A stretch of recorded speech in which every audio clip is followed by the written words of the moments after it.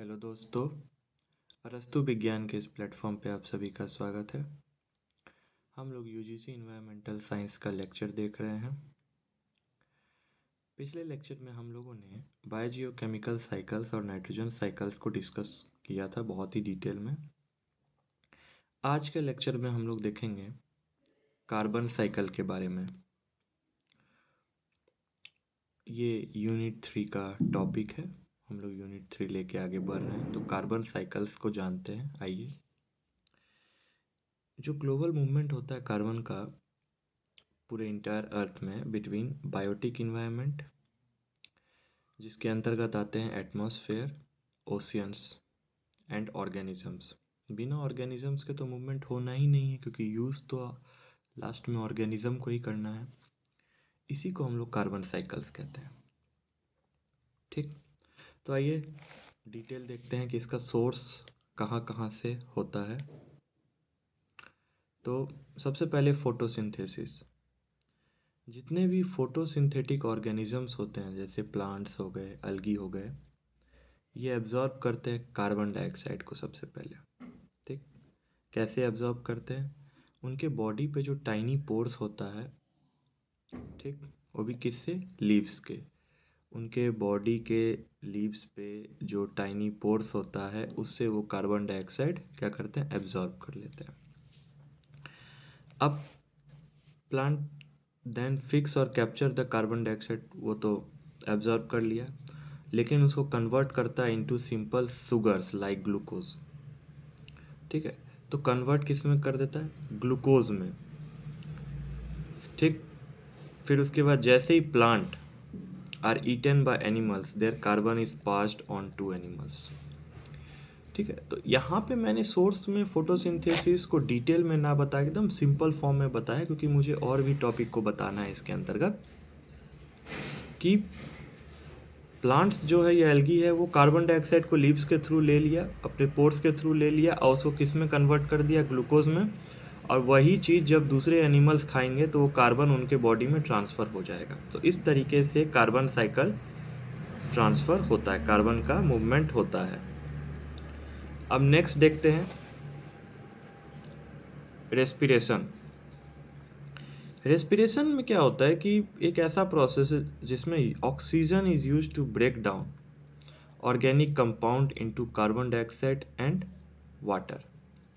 ठीक है, ऑक्सीजन बहुत ही ज़रूरी है, जैसे हम लोग सांस लेते हैं, तो वो क्या करता है? कार्बन डाइऑक्साइड वाटर को ब्रेक डाउन करता है। ठीक है, ऑर्गेनिक कंपाउंड को ब्रेक डाउन कर देता है, किसमें? कार्बन डाइऑक्साइड वाटर में। तो यहाँ पे भी हम लोग कार्बन डाइऑक्साइड निकला, ये कार्बन डाइऑक्साइड फिर बाहर भी जा सकता है और बॉडी में ब्लड में मिल भी सकता है। उसके अलग अलग प्रोसेस होते हैं। अब आते हैं डिकम्पोजिशन। डिकम्पोजिशन याद रखना, ये लार्जेस्ट सोर्स है पूरे इंटायर अर्थ पे, through which carbon is return to the atmosphere as CO2। यदि किसी का बॉडी डिकम्पोज होता है तो याद रखिएगा, उससे ज़्यादा कार्बन निकलने का संभावना होता है in form of carbon dioxide. अब वो एटमॉस्फेयर में घुल मिल जाते हैं। अब decomposition process carried out by micro organism, उसको डिकम्पोजर्स कहते हैं। यदि डिकम्पोजिशन किसी माइक्रो ऑर्गेनिजम्स के कारण होता है तो उसके हम लोग क्या प्रोसेस कहते हैं? डिकम्पोजर्स। बहुत सारे होते हैं, अर्थवॉर्म होते हैं, लीच होते हैं, बहुत सारे होते हैं, बैक्टीरिया होते हैं। ठीक, तो पहला हम लोगों ने देखा फोटोसिंथेसिस, दूसरा रेस्पिरेशन, तीसरा डिकम्पोजिशन। अब आते हैं चौथे पे, वेदरिंग ऑफ रॉक्स। जब बारिश होती है तो चट्टान से होते हुए छोटे छोटे कणों के टुकड़े को लेके सॉइल में मिलाते हैं, उसी प्रोसेस को हम लोग वेदरिंग कहते हैं। Sometimes after millions of years water recede. बारिश जब होता है तो वाटर, पानी गिरता है, rain, and the lime rock is eventually expose to the element. जब वो किसी चट्टान पे गिरता है तो चट्टान को तोड़ के कण में बदल देता है, और इसको होने में मिलियंस ऑफ ईयर्स लगते हैं। When lime rock is exposed to the natural process of weathering, it slowly releases the carbon atoms it contains. चट्टान में जो कार्बन पहले से ही है, वो धीरे धीरे धीरे धीरे निकल निकल के मिट्टी में मिलता है। इसी तरीके से वो एक्सपोज होता है। इस प्रोसेस को हम लोग क्या कहते हैं? वेदरिंग प्रोसेस कहते हैं। चट्टान पे पानी गिरा और ये बहुत साल से होते आ रहा है, इसमें ऐसा नहीं कि 10-20 साल लगता है, बहुत साल लगता है। मिलियंस भी लग सकते हैं, 10 मिलियन भी लग सकते हैं। इससे क्या होता है? चट्टान टूट के धीरे धीरे धीरे धीरे कण में परिवर्तन हो जाता है। अब आते हैं एटमॉस्फेयर। तो कार्बन डाइऑक्साइड, मीथेन एक प्रकार का ग्रीन हाउस गैस है जो एब्जॉर्ब करता है वाइड रेंज ऑफ एनर्जी। क्योंकि ये एटमॉस्फेयर में, तो ये मैंने पढ़ा था कि एटमॉस्फेयर में जब एनर्जी रिलीज होता है तो 90% से ज़्यादा एनर्जी एटमॉस्फेयर में चला जाता है। वो जाएगा तो किससे मिलेगा? कार्बन डाइऑक्साइड, मीथेन, ये जो ग्रीन हाउस गैस है उन्हीं से मिलेगा। इंक्लूडिंग इंफ्रारेड एनर्जी, जिसको हम लोग हीट कहते हैं, emitted by the earth and then reemitted. वो अर्थ से द्वारा निकलता है और अर्थ में ही मिल जाता है, एटमॉस्फेयर में ही मिल जाता है। इस सोर्स से भी हम लोग को कार्बन मिलते हैं। तो यहाँ पे मैंने बहुत सारे प्रोसेस बताए कार्बन के उपलब्धि के, जैसे कि photosynthesis, respiration, decomposition, weathering rocks, atmosphere. इन सब प्रोसेस से भी कार्बन का साइकिल्स चलता है। अब आते हैं नेक्स्ट प्रोसेस पे, ओशियंस। अब ओशियंस क्या कहता है कि 30% of carbon dioxide that people put into the atmosphere has diffuse into oceans through direct chemical exchange. जो एटमॉस्फेयर में कार्बन डाइऑक्साइड है उसमें से 30% ऐसे कार्बन डाइऑक्साइड है जो ओशियंस में चले जाते हैं और वो केमिकल एक्सचेंज करते हैं, केमिकल के साथ मिलते हैं। कैसे? देखिए, जो कार्बन डाइऑक्साइड ओशियन में चले गए वो क्रिएट्स करते हैं कार्बोनिक एसिड। अब वो किसी एसिड के साथ मिलेंगे, कार्बोनिक एसिड बनाएंगे, which increase the acidity of water. वो वाटर में एसिड को बढ़ाते हैं। कैसे? जैसे first carbonic acid react with carbonate ion in water to form bicarbonate. पहले तो कार्बन किसी न किसी रूप में पानी में गया, कार्बोनिक एसिड बनाया, एसिडिटी बढ़ा दिया वाटर के, वाटर का पीएच को इंक्रीज एकदम डिक्रीज कर दिया, क्योंकि एसिड जो होता है वो 60 से नीचे होता है। ठीक। अब वो क्या करेगा? कार्बोनिक एसिड फिर रिएक्ट करेगा कार्बोनेट आयन के साथ, वाटर के साथ, क्या बना देगा? बाइकार्बोनेट। ये सब केमिकल एक्सचेंज हो रहा है। सेकंड, जब एसिड ज़्यादा हो जाएगा, the bitter it dissolve calcium carbonate. ठीक है, मतलब जैसे ही एसिड बढ़ा, वाटर इज द बिटर, वो बिटर होते चला जाएगा। ठीक है, अब वो क्या करेगा? कैल्शियम कार्बोनेट को अपने अंदर घोल लेगा। तो ओशियंस में केमिकल एक्सचेंज होते हैं जिस प्रकार से कार्बन साइकिल्स आपको देखने को मिलते हैं। अब एक ऐसा प्रोसेस है burning of fossil fuels. Fossils, जो बचे हुए जीवाश्म रह जाते हैं, वो करोड़ों साल जब बीत जाते हैं, मिलियंस ऑफ ईयर्स बीत जाते हैं, तो फॉसिल्स में परिवर्तन होते हैं। तो मैंने ऑयल, यदि कोई ऑयल हो, कोल हो, नेचुरल गैस हो, यदि ये जलता है तो उससे क्या होते हैं? कार्बन निकलते हैं एटमॉस्फेयर में।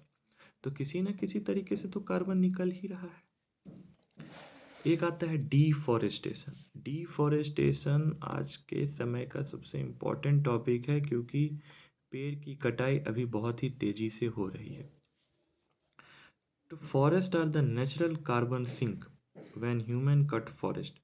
जब ह्यूमन फॉरेस्ट को काटता है तो वहाँ से बहुत सारे कार्बन बाहर निकल रहे हैं। The carbon dioxide increase in the atmosphere and trees are no longer absorb the carbon dioxide for photosynthesis. देखिए भाई, कार्बन डाइऑक्साइड तो निकल रहा है, लेकिन ट्री है ही नहीं जो फोटोसिंथेसिस प्रोसेस में भागीदारी लेगा। तो डिफॉरेस्टेशन भी एक पार्ट होता है कार्बन साइकिल का। अब यहाँ पे मैं एक आपको डिटेल डायग्राम बताता हूँ। देखिए हो क्या रहा है। यहाँ पे CO2 है, कहाँ पे? एटमॉस्फेयर में। वो डिफ्यूजन प्रोसेस से ओशियंस में मिला, कार्बन डाइऑक्साइड से मिला यहाँ पे। ठीक है, तो एक प्रोसेस ये हुआ। यहाँ पे एक्वाटिक बायोमास है, वो डिकम्पोजिशन हो रहा है, सड़ रहा है मरने के बाद। यहाँ पे एक फैक्ट्री है, उसमें से फॉसिल फ्यूल का बर्निंग हो रहा है, तेल का, उससे भी निकलता है। तो कार्बन डाइऑक्साइड इस पेड़ में भी है, यहाँ भी कार्बन डाइऑक्साइड की मात्रा ज़्यादा है। फोटोसिंथेसिस प्रोसेस पेड़ में होता है, वहाँ से कार्बन डाइऑक्साइड निकलता है, वो भी पानी में जा रहा है, एटमॉस्फेयर में जा रहा है। आप इस डायग्राम को डिटेल में देखें। पेड़ में भी डिकम्पोजिशन होता है, वो भी मिट्टी में मिलता है, ठीक। एक्वाटिक में भी बायोमास है, उसका भी डिकम्पोजिशन होता है, वहाँ से भी कार्बन एटमॉस्फेयर में निकल रहा है। अब यहाँ पे कुछ सॉइल है, ऑर्गेनिक मैटर है, ठीक।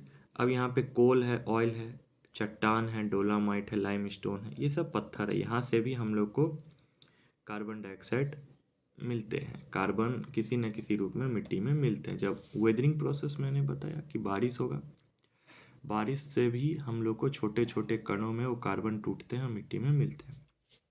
तो ये कार्बन साइकिल्स का आपको मैं फिगर यहाँ पे दिखा दिया हूँ छोटे रूपों में। तो आज का लेक्चर उतना बड़ा नहीं है, लेकिन बहुत ही इम्पोर्टेंट है। आज के लेक्चर में हम लोगों ने कार्बन साइकिल्स के मूवमेंट को देखा, जो कि फोटोसिंथेसिस प्रोसेस से होता है, respiration, decomposition, weathering of rocks, atmosphere, ठीक है, साथ में ओशियंस, ओशियंस के बाद burning of fossil fuels, deforestation, और लास्ट में ये फिगर, ठीक। मैं आपको बता दूं कि ये जो नोट्स है ये सीरियल वाइज मैं लेके आया हूँ और ये कंटिन्यूस चलता रहेगा, ठीक है। ये आपके किसी भी एकेडमिक एग्ज़ाम में ये आपको मदद करेगा, चाहे आप ग्रेजुएशन में या पीजी में हो और आप इन्वायरमेंटल साइंस का लेक्चर लिए हुए हैं, तो टॉपिक लिए हुए हैं, आप किसी भी स्टेट लेवल का एग्ज़ाम दे रहे हैं इन्वायरमेंटल साइंस का पीएचडी एंट्रेंस के लिए, तो वहाँ पे भी हेल्पफुल है। यूजीसी नेट में तो इम्पॉर्टेंट है ही। आप अपने दोस्तों को अरस्तु विज्ञान का प्लेटफॉर्म को शेयर करें और मुझे कमेंट में बताएं आपको ये लेक्चर कैसा लगा। मिलते हैं नेक्स्ट लेक्चर में। Thank you.